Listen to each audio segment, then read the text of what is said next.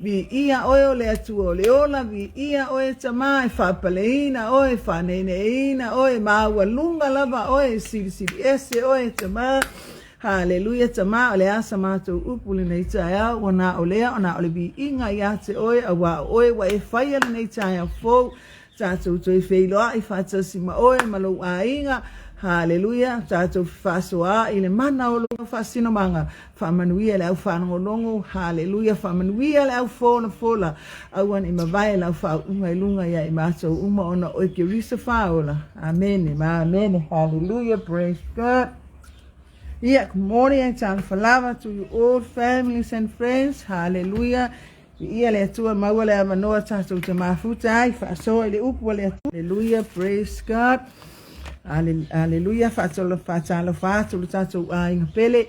Hallelujah. Bishop Elia Tavai. E maisele. Hallelujah. Le atalii.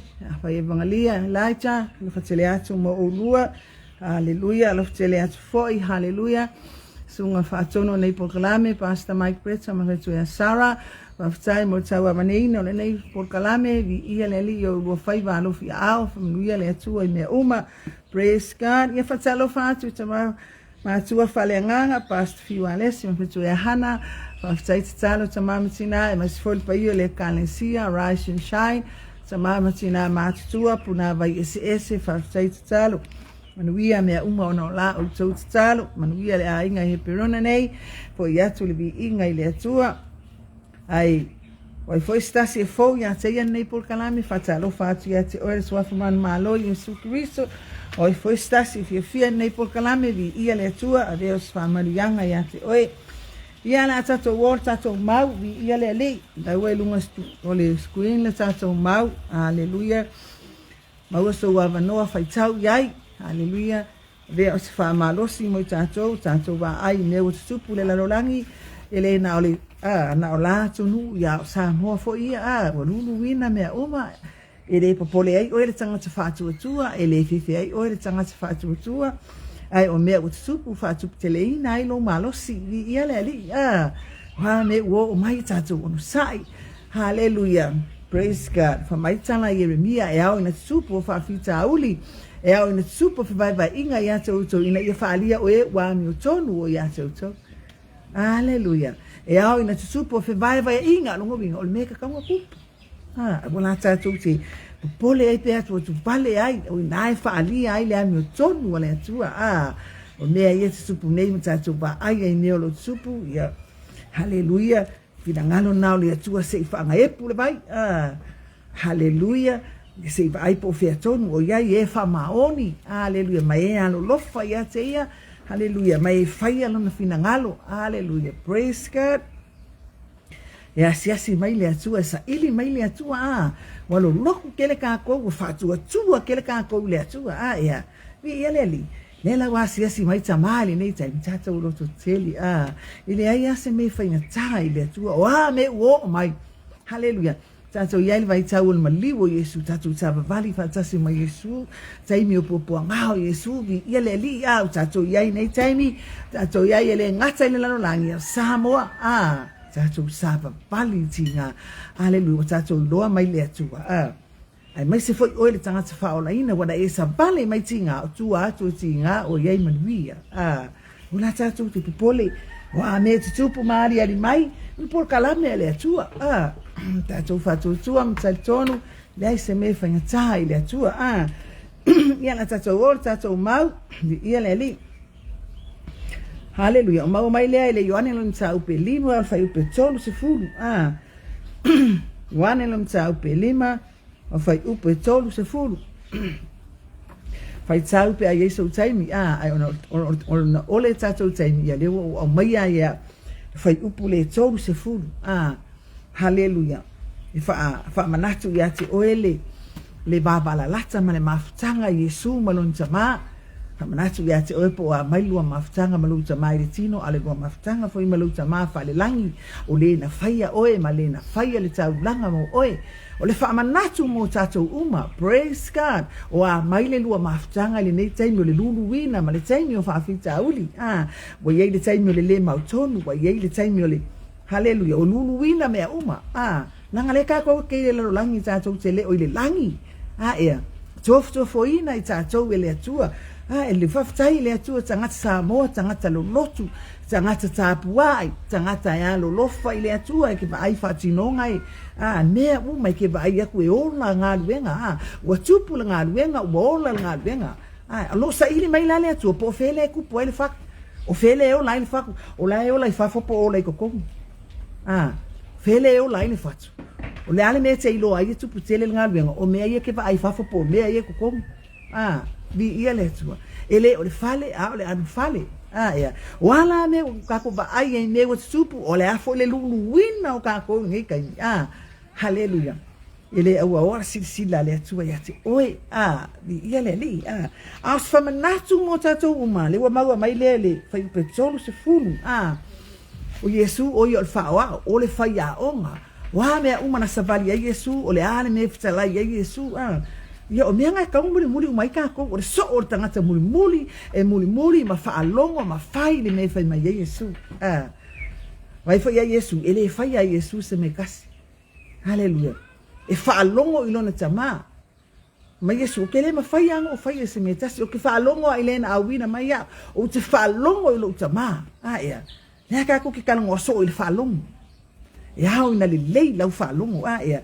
Le lau mau malu le yoane lam tau pelin ma whau pe tolu sifuru tatou mau nei ta iau a we te whanonoa oa me wako kupuru kako wako lea te wa ai e te whamasino oe hallelujah o mea na o poro kalame le tua pe whan whai mai profeta Jeremia e ao ina tutupu o fe vai a inga yate o tau ina ia whaalia oe ua wha maoni o yate o tau langa iri kai lulu o lani ma lulu ese palpala lulu ese le fuef ave lungo le o le afi su e ai le auro po fele au ia wala me wa tupu taimi nei buka ko ke pole ai vi ia le fai ala vai le tua me sisili ma me tele ta tu te oli haleluya taimi o le paua me mana o le tua falongo aku ya ke ia tanta manvia na ma mai fai o petolo se fulu hallelujah. O te lema whai au na whai o se me tasi nā o au. Whamnatu ia te oe lawa. Le lua mafutanga ma le atua. Lua mafutanga ma louta mā. Whalongo ia Yesu le waka o kingo. O le tauti nonga Yesu.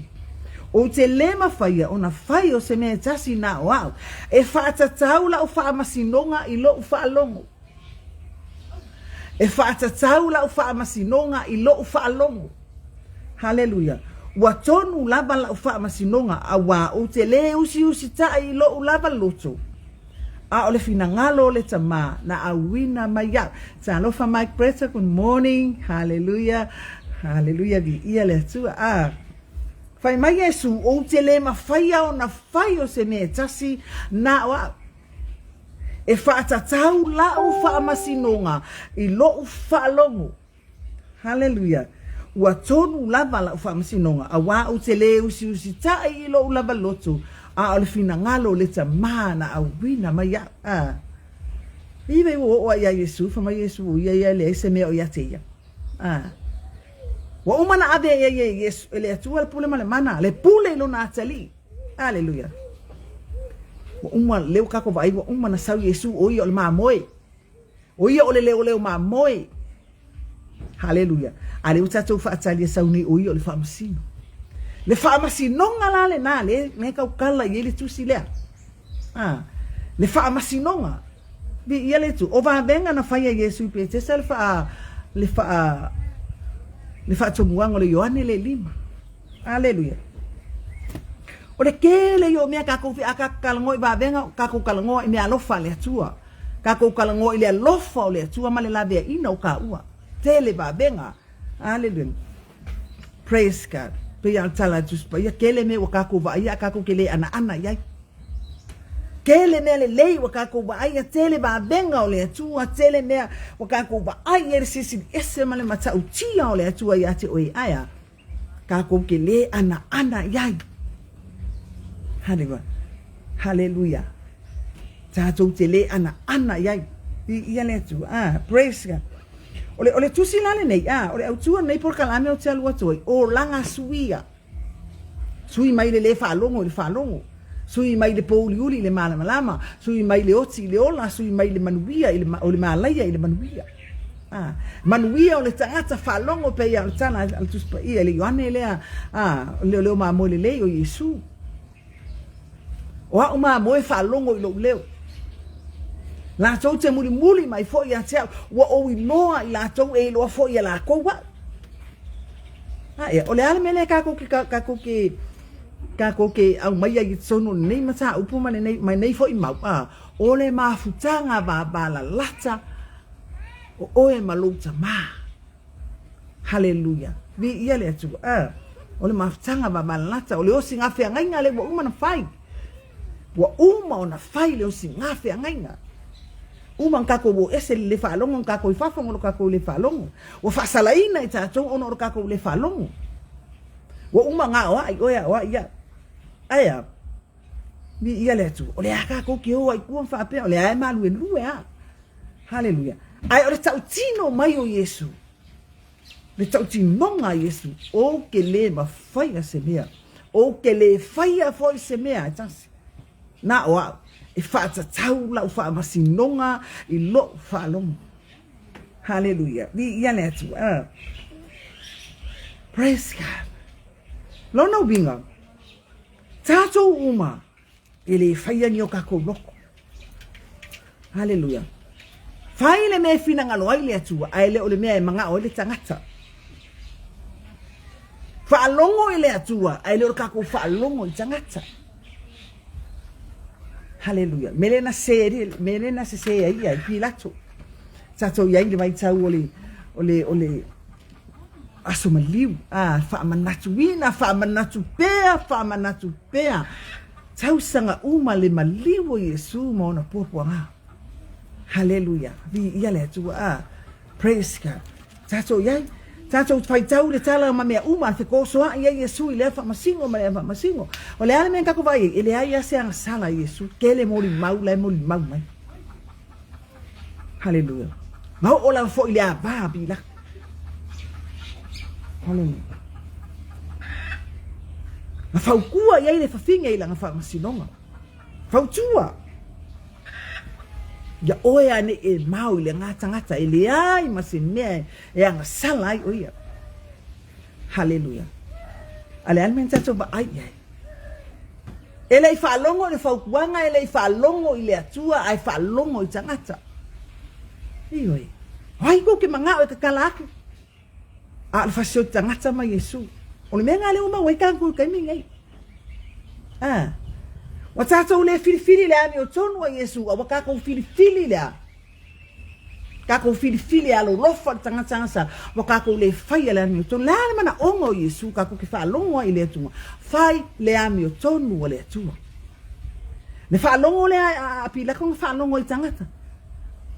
Fai o le lia I o lako lima a le fi ngau o tangata.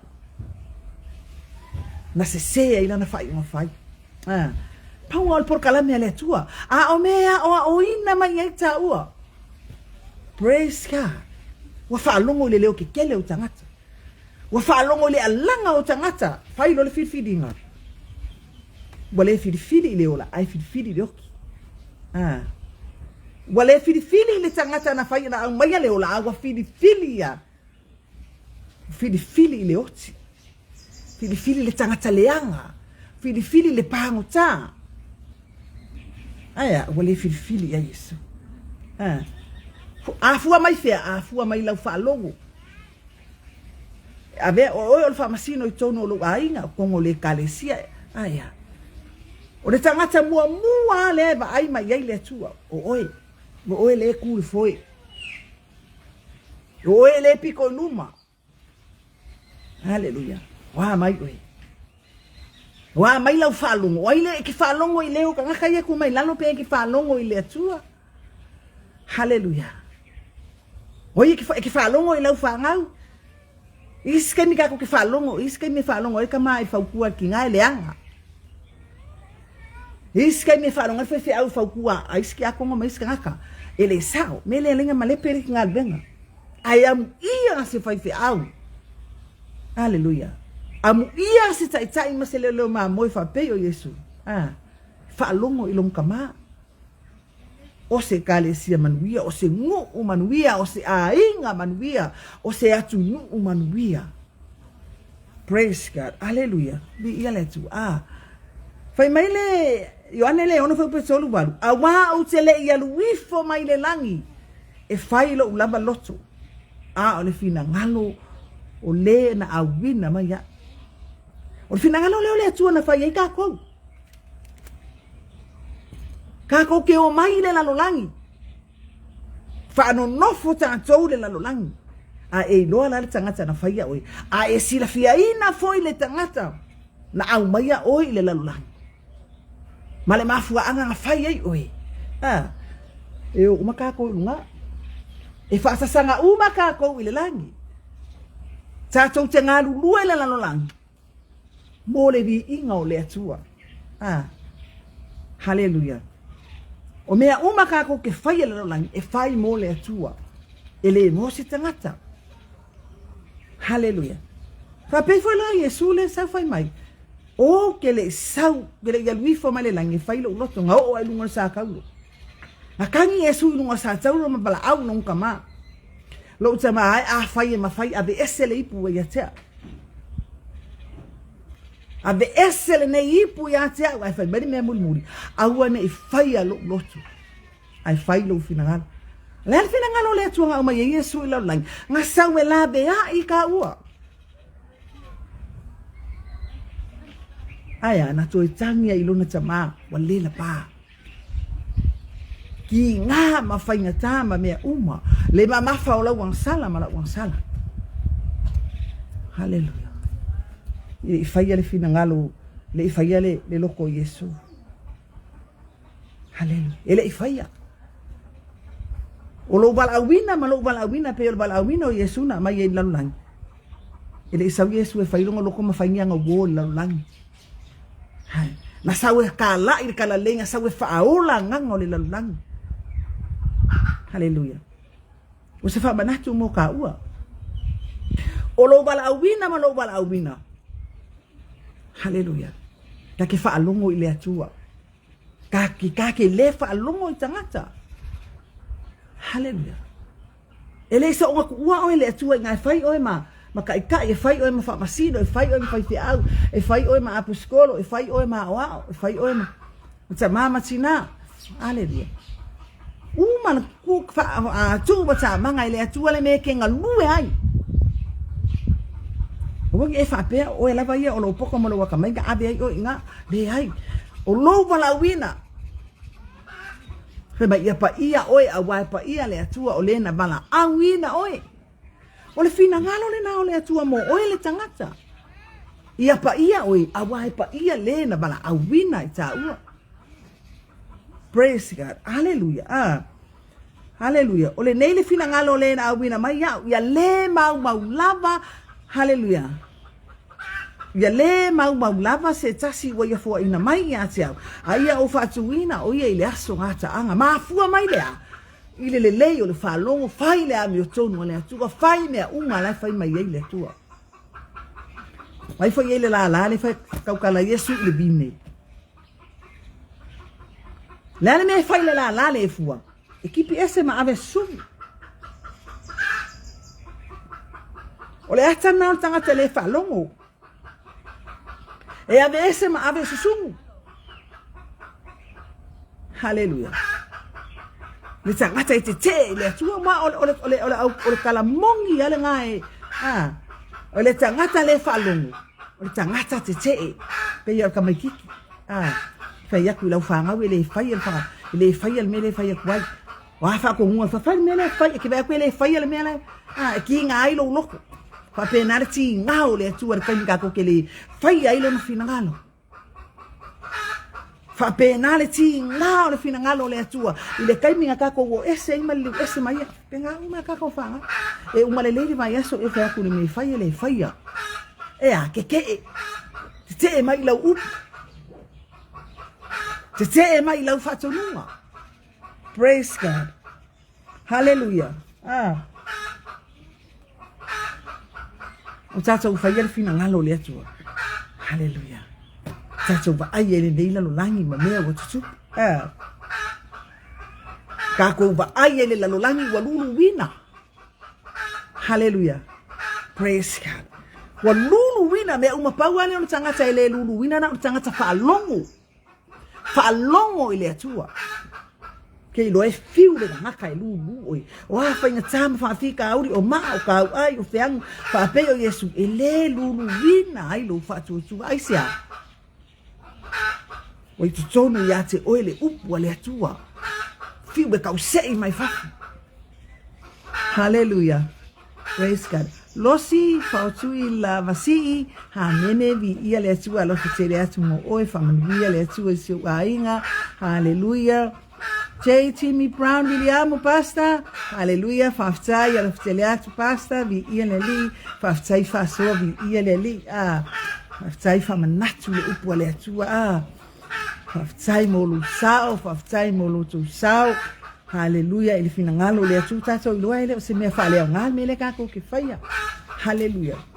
Tato yai te ni fa ngata wa maa loto tangata wa kuli kalinga.